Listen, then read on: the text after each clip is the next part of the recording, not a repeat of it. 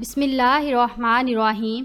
کیا حضرت یوسف علیہ السلام کا نکاح بی بی زلیخا سے ہوا تھا؟ حضرت یوسف علیہ السلام اور زلیخا کو لے کر بہت سارے لوگوں کے سوال ہوتے ہیں کہ قرآن میں حضرت زلیخا کا حضرت یوسف علیہ السلام سے کوئی تعلق نہیں تھا، وہ ایک فحاشہ اور بدکار عورت تھی۔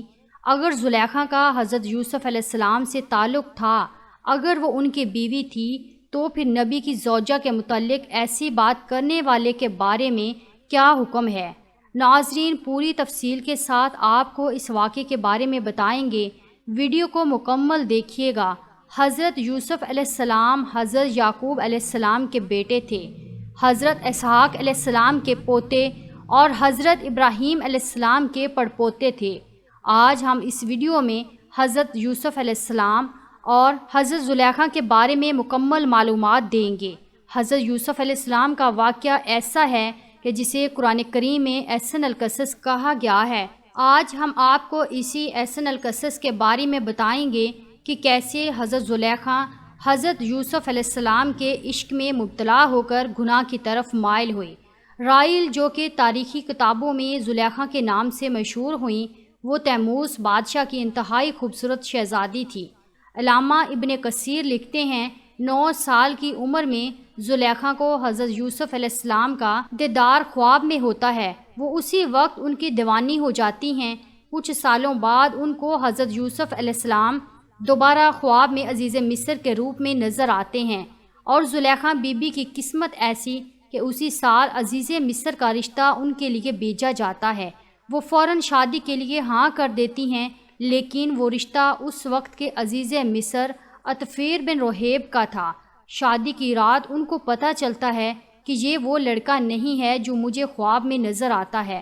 کچھ ہی عرصے بعد حضرت یوسف علیہ السلام مصر کے بازار میں بکنے کے لیے لائے جاتے ہیں، اور زلیخا کے شوہر عزیز مصر عطفیر بن رہیب حضرت یوسف علیہ السلام کو ان کے وزن کے برابر سونے، وزن کے برابر مشک اور ریشمی کپڑے کے عوض خرید لیتا ہے اور گھر لے آتا ہے۔ اللہ پاک قرآن میں فرماتا ہے، مصر والوں میں سے جس نے اسے حضرت یوسف علیہ السلام کو خریدا تھا، اس نے اپنی بیوی سے کہا، اسے بہت عزت و احترام کے ساتھ رکھو، بہت ممکن ہے کہ ہمیں فائدہ پہنچائے، یا اسے ہم اپنا بیٹا ہی بنا لیں۔ یوں ہم نے مصر کی سرزمین میں یوسف علیہ السلام کے قدم جما دیے۔ اس طرح حضرت یوسف محل میں سکون سے رہنے لگے۔ جیسے ہی آپ نے جوانی کی دہلیز پر قدم رکھا تو زلیخا، جو کہ پہلے ہی آپ کو خواب میں دیکھ چکی تھی، وہ آپ پر فدا ہو گئی۔ اللہ پاک فرماتا ہے، حضرت یوسف علیہ السلام جس عورت کے گھر میں تھے وہ زلیخا تھی۔ وہ اسے پھسلانے لگی اور دروازے بند کر لیے اور کہنے لگی، لو آؤ۔ حضرت یوسف علیہ السلام نے کہا، اللہ کی پناہ، وہ تیرے میاں تو میرا آقا ہے جس نے مجھے عزت سے رکھا ہے، میں ایسا ظلم نہیں کر سکتا، بے شک ظالم نجات نہیں پاتے۔ چنانچہ زلیخا دروازے بند کر کے حضرت یوسف علیہ السلام سے اپنی خواہش پوری کرنا چاہتی تھی، لیکن حضرت یوسف دروازے کی طرف بھاگے اور دروازے اللہ کے حکم سے کھلتے گئے۔ زلیخا نے حضرت یوسف علیہ السلام کو بھاگتے ہوئے پیچھے سے پکڑا، جس سے ان کی قمیض پیچھے سے پھٹ گئی۔ یہ سب باتیں آپ نے سن رکھی ہوں گی، اس لیے واقعے کو مختصر کرتے ہیں کہ عزیز مصر یعنی زلیخا کے شوہر نے جب حضرت یوسف علیہ السلام کو یوں بند کمرے سے نکلتے دیکھا تو زلیخا نے شور مچایا کہ یوسف میرے ساتھ بدکاری کرنا چاہتا تھا۔ جو شخص تیری بیوی کے ساتھ برا ارادہ کرے تو بس اس کی سزا یہی ہے کہ اسے قید کر دیا جائے اور اسے کوئی دردناک سزا دی جائے۔ حضرت یوسف بولے، یہی مجھے اپنی نفسانی خواہش پورا کرنے پر مجبور کر رہی تھی۔ خیر، اللہ پاک فرماتا ہے، زلیخا کے گھر والوں میں سے ایک گواہ نے گواہی دی کہ اگر اس کا کرتا آگے سے پھٹا ہوا ہے تو زلیخا سچی ہے اور حضرت یوسف علیہ السلام جھوٹا ہے، اور اگر اس کا کرتا پیچھے سے پھٹا ہوا ہے تو یہ جھوٹی ہے اور وہ سچا ہے۔ جب حضرت یوسف علیہ السلام کا کرتا دیکھا تو وہ پیچھے سے پھٹا ہوا تھا۔ تب اس نے زلیخا سے کہا کہ یہ تمہارا فریب ہے، اور کچھ شک نہیں کہ تم عورتوں کے فریب بڑے ہوتے ہیں۔ پھر اس نے کہا، یوسف اس بات کا خیال نہ کر، اور زلیخا تو اپنے گناہ کی بخشش مانگ، بے شک خطا تیری ہی ہے، یہ واقعہ بہت مشہور ہو گیا۔ شہر کی تمام عورتیں زلیخا کو لعن طعن کرنے لگیں کہ اپنے غلام کے عشق میں ہی مبتلا ہو گئی ہے، اور عورتوں نے شہر میں چرچا کیا کہ عزیز کی بیوی زلیخا اپنے غلام یوسف کو چاہتی ہے، اس کی محبت میں دیوانی ہو گئی ہے، ہم تو اسے غلطی پر دیکھتے ہیں۔ زلیخا نے تنگ آ کر ایک دن تمام عورتوں کی دعوت کی اور سب کو پھل تراشنے کے لیے پکڑا دیے، اور ساتھ ہی حضرت یوسف علیہ السلام کو سامنے لا کھڑا کیا۔ بس پھر ان عورتوں نے حضرت یوسف علیہ السلام کی خوبصورتی میں مدہوش ہو کر پھلوں کے بجائے اپنی انگلیاں کاٹ ڈالیں، اور زلیخا بولی، یہی وہ غلام ہے جس کے بارے میں تم مجھ پر لعنت ملامت کر رہی تھی۔ میں نے ہر وقت اس سے اپنا مطلب حاصل کرنا چاہا، لیکن اس نے اپنے آپ کو روک لیا، اور جو کچھ میں کہہ رہی ہوں، اگر یہ وہ کام نہ کرے گا تو قید کر دیا جائے گا اور رسوا ہوگا۔ خیر، زلیخا کی اپنی شوہر کی منت سماجت کرنے پر اس کے شوہر نے بھی سوچا کہ میری بیوی کی عزت پورے شہر میں داؤ پر لگ گئی۔ عزیز مصر جو کہ زلیخا کا شوہر تھا، اس نے حضرت یوسف علیہ السلام کو قید میں ڈال دیا۔ پھر 7 سال بعد عزیز مصر نے ایک انتہائی عجیب و غریب خواب دیکھا۔ عزیز مصر کے خواب کی تعبیر حضرت یوسف علیہ السلام نے بتائی، اس پر حضرت یوسف علیہ السلام کو رہائی مل گئی۔ اب آتے ہیں اس سوال کی طرف کہ قرآن میں حضرت زلیخا کا حضرت یوسف علیہ السلام سے کوئی تعلق نہیں تھا، وہ ایک فحاشہ اور بدکار عورت تھی۔ اگر زلیخا کا حضرت یوسف علیہ السلام سے کوئی تعلق تھا، اگر وہ ان کی بیوی تھی، تو پھر نبی کی زوجہ کے متعلق ایسی بات کرنے والے کے بارے میں کیا حکم ہے؟ ناظرین، کسی شخص کے بارے میں بغیر کسی ثبوت کے اس طرح کی بات کرنا نہایت درجے کی بد اخلاقی ہے۔ عزیز مصر کی بیوی زلیخا کی جگہ کوئی اور عورت بھی ہوتی تو اس پس منظر میں اس کا پھسل جانا غلط سوچنا عین ممکن تھا، اور اس حرکت پر اس کو بازاری فحاشہ عورت کہنا، جیسا کہ زمانہ حال میں بعض لوگوں کا وتیرہ بن گیا ہے، غیر مناسب ہے۔ جبکہ ائمہ دین نے اس بی بی کے متعلق محتاط انداز میں لکھا ہے۔ ابو عبداللہ محمد بن احمد انصاری قرطبی تفسیر قرطبی میں بیان کرتے ہیں، زلیخا کے خاوند کی وفات کے بعد مصر کے بادشاہ نے زلیخا رائل کا نکاح یوسف علیہ السلام سے کر دیا۔ جب آپ زلیخا کے پاس تشریف لائے تو فرمایا، کیا یہ اس سے بہتر نہیں جو تم چاہتی تھی؟ وہ کہنے لگی، اے سچے یوسف، مجھے ملامت نہ کریں، میں حسین و جمیل نازوں میں پلی عورت تھی، جیسا کہ آپ دیکھ رہے ہیں، اور میرا خاوند عورتوں کے پاس نہیں آتا تھا، نہ مرد تھا، جیسا کہ اللہ نے آپ کو حسن دیا تھا، میرا نفس مجھ پر غالب آ گیا۔ حضرت یوسف علیہ السلام نے واقع اس بی بی کو کنواری پایا، اس سے قربت کی، آپ کے اس سے 2 بیٹے افراسیم اور منشا پیدا ہوئے۔ زلیخا کا ارادہ یقیناً غلط کاری کا تھا، لیکن وہ اس میں ذرا برابر کامیاب نہ ہوئی۔ پس جتنا فعل اس سے سرزد ہوا وہ قرآن میں مذکور ہے کہ اس نے آن جناب سے دھمکی آمیز دباؤ کے ساتھ مطالبہ گناہ کیا، جسے حضرت یوسف علیہ السلام نے نبوی اخلاقی جرأت کے ساتھ ٹھکرا دیا۔ ارشاد باری تعالیٰ ہے، آیت کا ترجمہ، یوسف علیہ السلام نے انکار کر دیا، اور بے شک اس زلیخا نے تو اس کا ارادہ کر ہی لیا تھا، شاید وہ بھی اس کا قصد کر لیتے اگر انہوں نے اپنے رب کی روشن دلیل کو نہ دیکھا ہوتا۔ اس طرح اس لیے کیا گیا کہ ہم ان سے تکلیف اور بے حیائی دونوں کو دور رکھیں، بے شک وہ ہمارے چنے ہوئے برگزیدہ بندوں میں سے تھے۔ چنانچہ حضرت یوسف علیہ السلام نے برہان رب دیکھنے کی وجہ سے برائی کا ارادہ ہی نہ فرمایا، اور عورت نے گو برائی کا ارادہ کیا جو برا تھا، مگر اس برائی سے تو محفوظ رہی جو کرنا چاہتی تھی۔ ارادہ گناہ سے گناہ لکھا نہیں جاتا جب تک عمل نہ کرے۔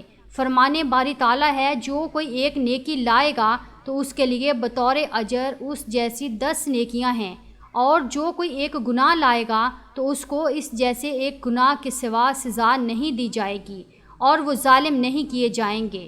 احادیث مبارکہ میں ہے کہ رسول اللہ صلی اللہ علیہ وسلم نے فرمایا، ہر نیکی کا بدلہ 10 گناہ سے 70 گناہ تک ہے، اور برائی کا اسی کے برابر ہے، اور چاہے تو اللہ تعالیٰ اس سے بھی درگزر فرمائے۔ حضرت ابو ہریرہ رضی اللہ تعالیٰ عنہ رسول اللہ صلی اللہ علیہ وسلم سے روایت کرتے ہیں کہ اللہ تعالیٰ فرشتوں سے فرماتا ہے کہ جب میرا بندہ کسی گناہ کا ارادہ کرتا ہے تو اس کو اس کے نامہ اعمال میں مت لکھو، اگر وہ اس پر عمل کرے تو ایک گناہ لکھ دو، اور اگر وہ نیکی کا ارادہ کرے اور اس نیکی کو نہ کرے تو اس کی ایک نیکی لکھ دو، اور اگر اس کے مطابق عمل کرے تو 10 نیکیاں لکھ دو۔ یہ ہے شرعی فرمان کہ گناہ کے ارادے سے گناہ لکھا نہیں جاتا۔ زلیخا نے بے شک ارادہ گناہ کیا، مگر گناہ سرزد نہ ہونے کی وجہ سے گناہ نہ لکھا گیا۔ جب اللہ تعالیٰ کے ہاں اس کا گناہ نہیں لکھا گیا، پھر کون ہے جو اپنی طرف سے بلا دلیل شرعی اس بیوی کو معاذ اللہ فحاشہ اور بازاری عورت کہے؟ خوف خدا کریں، اگر ایسی باتوں پر ایسے حکم لگنے لگیں تو چند مستثنیات کے سوا ہر گھر پر یہی حکم لگے گا۔ بات صرف بی بی زلیخا تک محدود نہیں رہے گی، ہمیں اپنے گریبانوں میں بھی جھانکنا چاہیے۔ بقول بہادر شاہ ظفر مرحوم، تھی نہ اپنے جو عیبوں کی خبر ہم کو، رہے دیکھتے اوروں کے عیب و ہنر۔ پڑ گئی جب گناہوں پہ اپنے نظر تو جہاں میں کوئی بھی برا نہ رہا۔ اللہ تعالیٰ ہدایت فرمائے، آمین۔ ہم نے دلائل سے آپ کے سوال کا جواب دیا ہے، کسی کے پاس اس کے خلاف دلیل ہے تو بحوالہ پیش کرے، کیونکہ ذاتی خیالات کسی کے اپنے باطن کے آئینہ دار تو ہو سکتے ہیں لیکن شرعی فیصلے نہیں ہو سکتے۔ چلیے اب چلتے ہیں کہ اس بات کی طرف کہ ان دونوں کی شادی کیسے ہوئی۔ عزیز مصر نے اپنی وفات سے پہلے ہی تمام اختیارات حضرت یوسف علیہ السلام کے ہاتھ کر دیے، چنانچہ اس کی وفات کے بعد ریان بن ولید نے حضرت یوسف علیہ السلام کو ہی عزیز مصر بنا دیا۔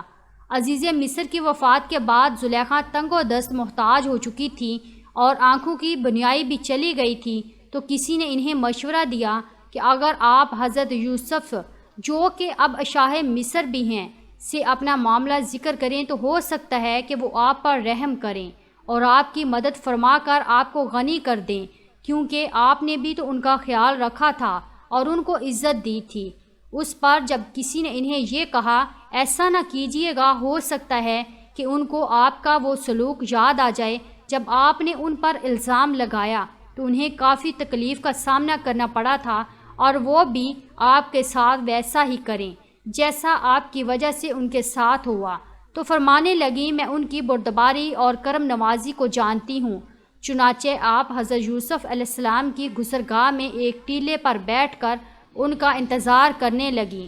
جب آپ قوم کے تقریباً 1,00,000 معزز لوگوں اور وزیروں مشیروں کے ساتھ نکلے اور بی بی زلیخا نے حضرت یوسف کی خوشبو محسوس کی تو آپ کھڑی ہوئیں اور آواز لی، پاکی ہے اس کے لیے جس نے معصیت کے سبب بادشاہ کو غلام اور اطاعت کے سبب غلام کو بادشاہ بنا دیا۔ آپ نے پوچھا تم کون ہو؟ عرض کی میں وہی ہوں جو آپ کی خدمت خود کرتی تھی، آپ کے بالوں میں اپنے ہاتھ سے کنگھی کرتی تھی، آپ کے رہنے کی جگہ کی خود صفائی کرتی تھی۔ مجھے میرے کیے کی سزا مل چکی، میری قوت ختم ہو گئی، میرا مال ضائع ہو گیا، میری آنکھوں کی روشنی ختم ہو گئی اور میں لوگوں سے سوال کرنے پر مجبور ہو گئی ہوں۔ پہلے مصر کے لوگ میری نعمت کو دیکھ کر رشک کرتے تھے اور اب میں اس سے محروم ہو چکی ہوں، کیونکہ فساد کرنے والوں کی یہی سزا ہے۔ یہ سن کر حضرت یوسف علیہ السلام بہت زیادہ روئے اور حضرت زلیخا سے فرمایا کیا تیرے دل میں میری محبت میں سے کچھ باقی ہے؟ آپ نے عرض کی جی ہاں، اس کی قسم جس نے حضرت ابراہیم کو خلیل بنایا، مجھے آپ کی طرف دیکھنا زمین بر سونا چاندی ملنے سے زیادہ محبوب ہے۔ آپ وہاں سے چلے گئے اور حضرت زلیخا کی طرف پیغام بھیجا، اگر تمہاری رضامندی ہو تو ہم تم سے نکاح کر لیں، اور اگر تم شادی شدہ ہو تو تمہیں غنی کر دیں۔ آپ نے حضرت یوسف کے پیغام لانے والے سے کہا میں جانتی ہوں کہ وہ مجھ سے مذاق کر رہے ہیں، کیونکہ میری جوانی اور حسن و جمال کے وقت تو انہوں نے میری طرف توجہ نہیں دی، اور اب جب کہ میں بوڑھی، اندھی اور فقیر ہوں تو وہ مجھ سے کیسے قبول کر سکتے ہیں؟ بہرحال حضرت یوسف علیہ السلام نے ان سے نکاح کر لیا اور ان کے پاس آئے، پھر نماز پڑھی اور اللہ پاک سے اس کے اسم اعظم کے وسیلے سے دعا کی، تو اللہ پاک نے حضرت زلیخا رحمۃ اللہ علیہ کا حسن و جمال، بصارت اور جوانی لوٹا دی۔ نکاح کے وقت آپ باکرہ تھی اور آپ سے افراسیم بن یوسف اور منشا بن یوسف پیدا ہوئے۔ اسی طرح علامہ ابو لیث نصر بن محمد سمرقندی لکھتے ہیں، زلیخا کا خاوند مر گیا۔ ایک دن وہ سر راہ بیٹھی تھی کہ یوسف علیہ السلام کا اپنے خدام و حشم کے ساتھ اس پر گزر ہوا۔ زلیخا بولی، سب تعریفیں اس خدا کے لیے جس نے ایک غلام کو اپنی عبادت کے بدلے بادشاہ بنا دیا اور بادشاہ کو اس کی نافرمانی کے بدلے غلام بنا دیا۔ اور یوسف علیہ السلام نے ان سے شادی کی اور انہیں کنواری پایا۔ شادی سے پہلے چونکہ آپ ایمان لا چکی تھیں تو اس لیے شادی کی پہلی رات ہی سے عبادت خداوندی میں خود کو غرق کر لیا، اور اللہ پاک کا حکم آنے کے بعد ہی حق زوجیت ادا ہوا۔ بہرحال حضرت یوسف علیہ السلام اور زلیخا کی شادی کا قصہ قرآن و حدیث میں مذکور نہیں ہے۔ مفسرین و مورخین نے اسرائیلی بائبل مقدس کی روایات کی روشنی میں اسے بیان کیا ہے۔ کوئی شخص اس کی تصدیق کرنا چاہے تو فابہا، کوئی اختلاف رکھے تو اس روایت و بیان سے اختلاف کیا جا سکتا ہے۔ یہ اسلام کے اصول و فروعی اعتقاد کا مسئلہ نہیں کہ جس کی تصدیق و تردید کوئی شرعی مطالبہ ہو۔ ناظرین، آپ لوگوں کو یہ قصہ کیسا لگا ہے؟ اپنی قیمتی رائے کا اظہار کمنٹ باکس میں ضرور کرنا۔ اس ویڈیو کو مکمل دیکھنے کا بہت شکریہ۔ اللہ پاک ہم سب کا حامی و ناصر ہو، آمین ثم آمین۔